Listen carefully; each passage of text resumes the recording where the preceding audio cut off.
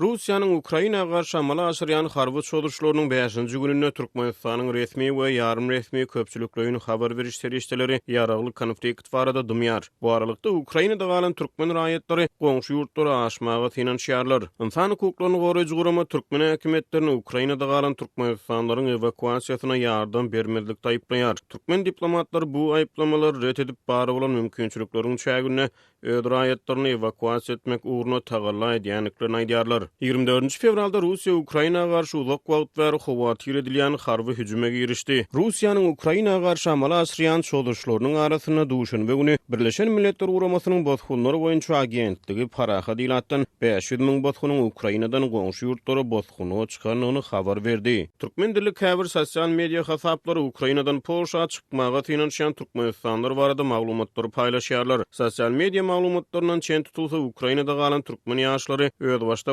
guramalaşyp evakuasiýa mümkinçilikleri barada sosial ulgamlar arkaly pikir alýarlar we çykylgy gözleýärler. Twitter we Instagram ýaly sosial ulgamlarda paýlaşylan käbir maglumatlarda şu wagda çen Ukrainadan Polşa geçmegi başaran türkmenistanlaryň hem bardygyny görmek bolýar. Ulanjylaryň howpsuzlyk ýagdaýlary sebäpli Azatlyk radiosu sosial ulgamlarda değişik maglumatlary paýlaşan hasaplary agzamakdan saklanýar galy berse de sosial mediada paýlaşylan bu maglumatlaryň takyklagyny öz çeşmelerine tasdiqladyp bilmeýär. Türkmen Nokot News neşri öz çeşmelerine salgylanyp 26 fevrala çen onlarça Türkmenistanlynyň Ukrainadan Polşa we Moldova aşmagy başaranyklaryny habar berýär. Neşir käbir maglumatlara görä Ukrainada 6000 töwereg türkmen studentiniň bardygyny aýdýar. Düýbi Bolgariýada ýerleşen Türkmen Helsinki gaznasy 26 fevralda ýaýradan beýanatyna türkmen raýatlarynyň Ukrainadan evakuasiýa edilmegine Türkmenistanyň Kiýewdäki elçixanasynyň ýardam bermeýänligini aýtdy. Türkmenistanyň raýatlary konfliktiň ilkinji gününe Kiýewdäki türkmen elçixanasy we konsullugy bilen telefonna habarlaşmaga finançdylar.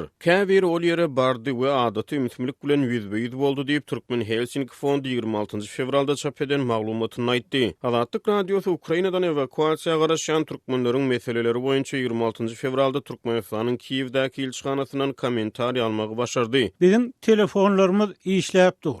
Yüz tutan raýatlarymyzdan zerur kömek maslahatlarymyzy gaýgyrmaýar. Mümkin bolýandan kyn ýagdaýda galan raýatlarymyzy goňşy ýurtlara çykarmagyň hem aladasyny edýär. Emma häzirki ýagdaýlarda öz başda kereket etmek mümkinçiligi ýok we biz ýerli şertler esasynda işleýär. Diýip adynyň aýdylmazlygy şerti bilen gürleşen elçixana wekili Azatlyk radiosu bilen söhbetdeşlikde aýtdy. Türkmen elçixanasynyň wekili adlandyrylmazlyk şerti bilen duşan we Azatlyk radiosuna beren goşmaça maglumatyny Ukrainada dowam edýän harby ýagdaýyň arasyna raýatlary evakuasiýa etmekde Türkiýanyň, Özbegistanyň we beýleki goňşy döwletleriň wekilhanalary bilen hem özleriniň tejribe alşanlyklaryny aýtdy. Şol bir wagtda Türkmen wekiliniň sözlerine görä emele gelen ýagdaý ýurtda galan raýatlaryň guramaçylyk bilen ferhetden aşyrylmagyny bir päsgelçilikler döredýär. Häzir bu ýerde komendant sagada elan edilen soň has howply ýagdaýlar bar.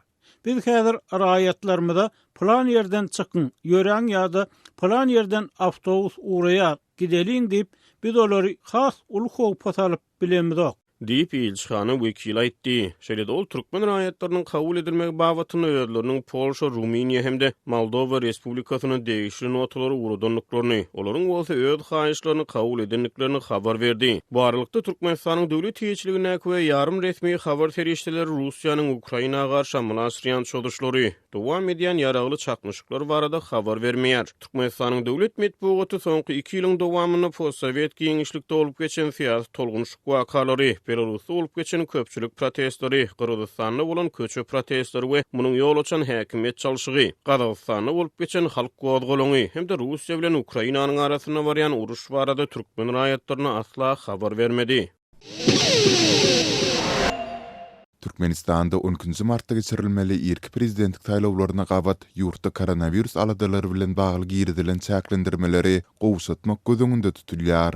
Bu arada Azatlyň habarçylary bilen söhbetdeş bolýan ýagdaýlardan habarly çeşmeleri maglumat berýärler. Şeýle-de paýtagtda öýme-öý aýlanýan posta işgärleri mälim edýärler.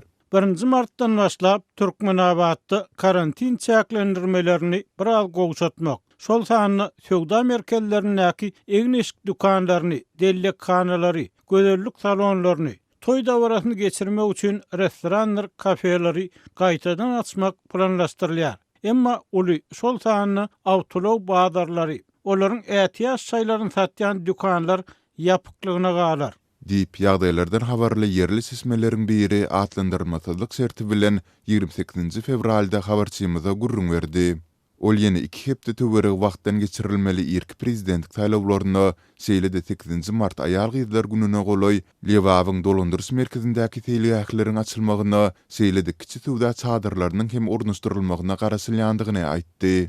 Azatlyň Aşgabatdaky habarçysy hem soňky günler öýme-öý aýlanýan posta işgärleriniň de öňümüzdäki aýdan başlap käbir çäklendirmeleriň gowsudylyp başlanjakdygy barada buýslaýandyklaryny aýdarlar. Poçta işgärleri käbir çäklendirmeleriň gowşadyljakdygyny, dukanlaryň açyljakdygyny, sevitara ýollaryň gaýtadan ýola goýuljakdygyny aýdýarlar. Olar munyň hamala häkimetleriň ilatyň aladasy sebäpli amal edilýändigini ynandyrjak bolýarlar. Emma görnüşinden olara häkimetlere gerekli maglumatlary ilat arasynda ýaýratmak tawşyrylypdyr. Diýip şeýle ýagdaýlary başga-da bir näçe tanşynyň başdan geçirendigini aýdýan Aşgabatly ýaşaýjylaryň biri habarçymyza gurrun berdi. Türkmenistan resmi derejede öz ýurdunyň çäginde koronawirusyň hasaby alynmandygyny tekrarlap gelýär. Emma azatlykda we beýleki garaşly neşirlerinde ýurtda bu ýokunç bilen keselleýänleriň we ondan ölýänleriň hem köpdigi baradaky berilýän maglumatlaryň arasynda ýurtda berk çäklendiriji düzgünler ýerdilýär. Azatlyk çäklendirmeleriň martdan başlap gowşadyljakdygyny, ýurdun Sağlyk Ministrligine, degişli sebitleriň häkimliklerine resmi ýagdaýda tasdikladyp bilmedi. Sol bir wagtda ýurtdaky hereket edýän bu çäklendirmeleriň esasan hem maska rejiminiň polisiýanyň raýatlary jerime ýazmagy, kä halatlarda bolsa haýbat atyp para talap etmegi ýaly ýagdaýlara hem ýol açýandygyny ýagtylýar. Yol polisiýasy ulagda maskasy sürüjini ýa ýolagçyny görse, onu saklap desine 21 manat jerime ýazýar. Polisiýa bize günde 3 adama jerime ýazmak plany berildi diýip, delle kanalara hem aýlanyp, ol ýerde saçyny oňardyp oturanlardan hem pul soraýarlar. Emma bu pullaryň döwlete geçýändigi gumana. Sebäbi polisiýa hiç ýyly kwitansiýa bermeýär, puly jüsüne salyp gidýär. Diýip bu ýagdaýlary saýat bolan türkmenawatlylaryň biri habarçymyza aýtdy. Türkmenistanda ýanwarda girdilen nowbatdaky pitiklenme çäreleri COVID-19 hadisalarynyň köpelmeginiň fonuna gabat geldi. Sonda Lewa vilayaty giris we çykyş üçin çäklendirildi. Käbir ilaty punktlary dolu ýapyldy. Ilaty sebitleriň arasynda hereket etmek gadagan edildi. Ýurdun häkimetleri çäklendirmeleriň sebäplerini resmi taýdan düşündirmediler. Balkan ve Mar vilayetlerinin häkimetlerinin ikisi de prezidentlige dalaşýar Serdar Berdimuhammedowyň 28 fevralda öz sebitlerine sapar etmegine garaşyp berk taýýarlyk gördi. Emma Azatlyk radiosynyň Mardak habarçysy Serdar Berdimuhammedowyň sebiti etmegine garaşylan saparynyň 28 fevralda hem amala aşmandygyny habar berýär. Onuň Balkan etmegine garaşylan saparynyň amala aşjakdygy ýa aşmajakdygy häzirlikçe nämälim bolmagyna galýar. Ýöne habarçylarymyz Serdar Muhammedowyň Balkana we Mara etmegine garaşylan saparlaryna indi bir hepde goly wagt bäri taýýarlyk görülýändigini we bulara müňlerçe adamyň mejburi gatnaşdyrylýandygyny habar berýärler. Balkandaky habarçymyzyň maglumatlaryna görä Serdar Berdimuhammedowyň öz saýlaw kampaniýasynyň çäginde 28 fevralda Türkmenbaşy we Balkanabad şäherlerindäki saýlawçylar bilen duşuşmagyna garaşylýar. Onuň bu saparyna indi bir hepde bäri berk taýýarlyk görülýär. Türkmenbaşyda we Balkanabadda köçeler ýa ýodalar we seýilgähler ýuwulyp arasalanýar. Bu arasaçylyk işlerine jemaat hojalygy edaralarynyň işgärleri bilen bir hatarda 2000-den gowrak büdjet işgäri mejburi gatnaşdyrylýar. Köçelerdäki öýsüz itler we pişikler hem ýok edildi diýip ýagdaýdan habarly çeşmämiz 28 fevralda günüň birinji ýarymynda beren maglumatynda aýtdy. Şeýle Balkanabadyň mektep muallimlerinden saýlaw участокlarynda mut işlemeň talap edilýändigini hem sözüne goşdy. Bellesek Türkmenistanyň häkimetleri we döwlet media serişdeleri ýurt ýolbaşçylarynyň we resmileriniň şeýle-de 12 martda geçiriljek irki prezident saýlawlaryna dalaşýarlaryň ýurdun sebitlerini etjek saparlary hemde saýlawçylar bilen duşuşyklar barada öňünden hiç ýyly habar bermeýärler. Şol sebäpli ýurt resmileriniň sebitlere planlaşdyrýan saparlarynyň amala aşjakdygy ýa aşmajakdygy soňky pursada çenli nämälim bolup galýar. Mardak habarçymyzyň maglumatlaryna görä Serdar Berdimuhammedowyň özüniň saýlaw kampaniýasynyň çäginde bu welaýata ilki 25 fevralda, soňra da 28 fevralda sapar etmegine garaşylýardy. Ýöne onuň garaşylan sapary bu seneleriň ikisinde de amala aşmady. Serdar Berdimuhammedow bugün hem mara gelmedi. Çäre baran adamlaryň ählisini öýlerine iberdiler.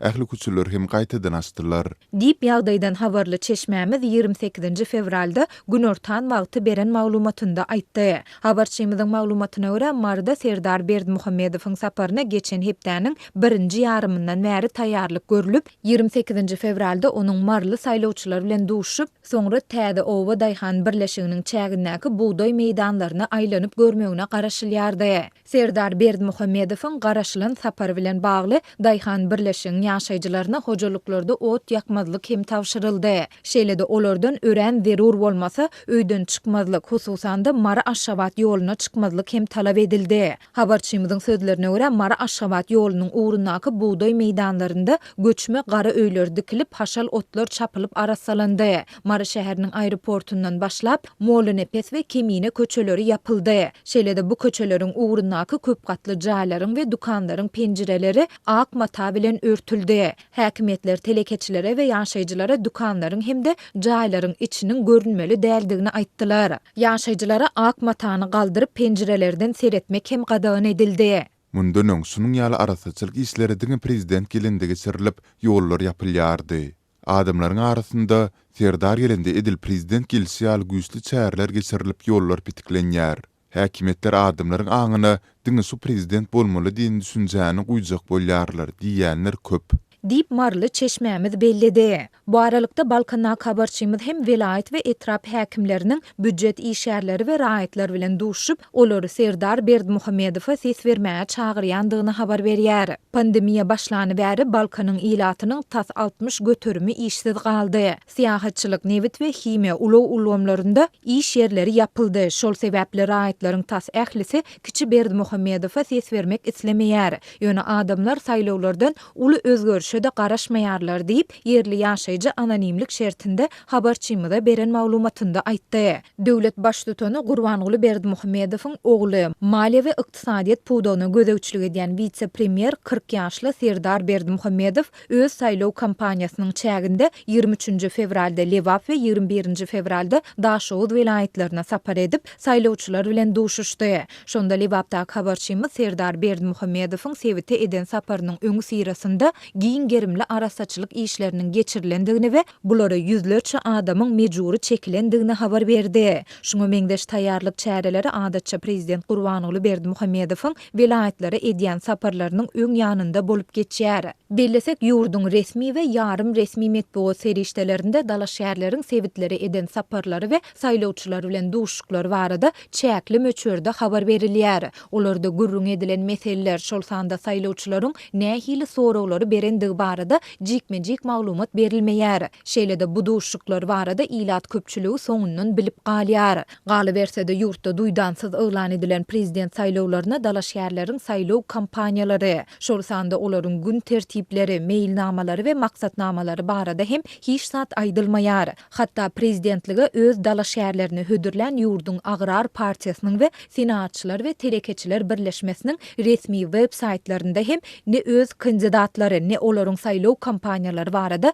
kelam agyz söz aýdylýar. Serdar Berdimuhammedowdan beýleki dalaşýarlaryň atlary ýurduň syýasy durmuşynda häzire çenli tas eşidilmändi. Sinçiler irki prezident saýlawlaryny Türkmenistanda häkimiýeti atadan ogla geçirmek synanşygy häsiýetlendirýärler. Türkmenistanda şu wagta çenli geçirilen hiç bir saýlaw awraýly halkara sinçiler tarapyndan erkin we adalatly hasaplanmady. Bu aralykda Türkmenistanyň Daşary işler ministrligi 27 fevralda Daşary işler ministri Raşid Meredowyň ýurduň daşary döwletlerdäki diplomatik korpusu bilen duşuk geçirendigini habar berdi. Duşukda Türkmenistanyň dünýäniň 30 ýurdunda yerleşen ilçihanlarynda we konsulluklarynda 41 sany saýlaw uçastygynyň döredilendigini ma'lum edildi.